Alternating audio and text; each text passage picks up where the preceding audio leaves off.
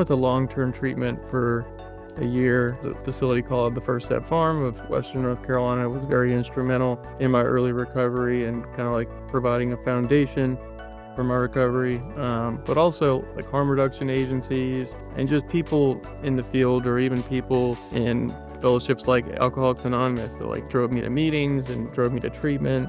All of those people that kind of met me where I was at, but especially those in harm reduction, not being really judgmental and less stigmatizing, because that's really difficult to experience in recovery. And harm reduction comes into play is, people wanting to help you, no matter if you're still using, no matter if you're in recovery. We don't care. As someone who works in harm reduction, we just want to see you every day. We don't really care about the rest as long as you're alive. And that's recovery is then possible, whether that's today or tomorrow or a month or a year from now. If it weren't for a lot of the harm reduction agencies kind of, treating me different for a change, I don't know if I would be here today.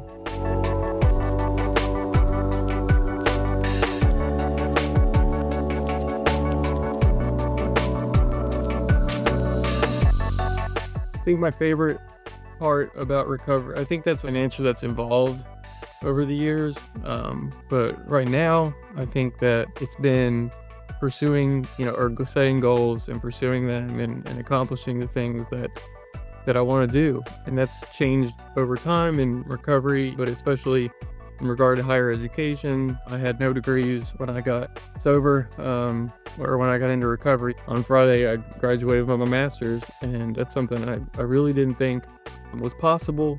Not at all. I mean, even if you would have told me at, a year in recovery that you're going to have your master's in 7 years, and that, you'll have done it in honors and all this stuff, like I would have been like, there's no way. I hadn't talked to my mom or my dad or my siblings, which they're all separated, but for upwards of 7-8 years before I entered recovery, or even into recovery. On Friday, like my mom drove all the way from New York, and my dad drove from Concord, all the way to watch me graduate college in Kentucky. So that felt pretty cool, and I think that says a lot about the relationship that's been, I guess you could kind of say, rebuilt with my parents. I honestly didn't think I'd ever have a relationship with them like this, or that it was even possible. So everything has improved relationship-wise after entering recovery.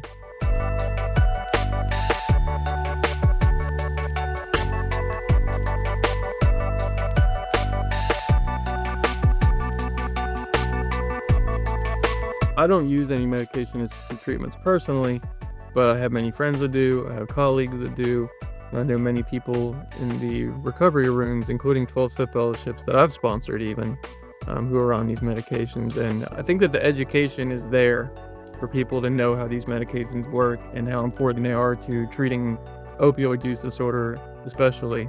It's a gold standard. Medicine doesn't lie, science doesn't lie.